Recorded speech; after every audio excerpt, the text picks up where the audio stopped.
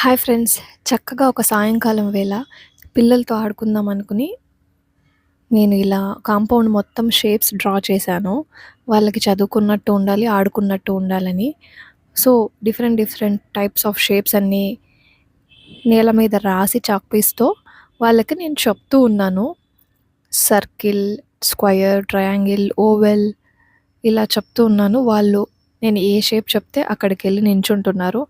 So that they will learn shapes కదా అని.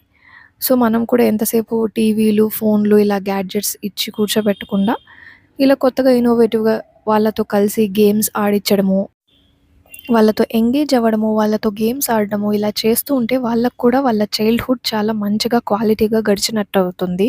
And also ఒక గేమ్ కాకుండా మనం డిఫరెంట్ డిఫరెంట్‌గా ఆలోచించి అలా వాళ్ళతో మనం కలిసి కమ్యూనికేట్ చేస్తూ ఆడుకుంటే వాళ్ళకి కూడా హ్యాపీగా ఉంటది. కాలేజ్‌కెళ్ళిన తర్వాత ఆబ్వియస్‌గా మన చేతికి చిక్కరనుకోండి.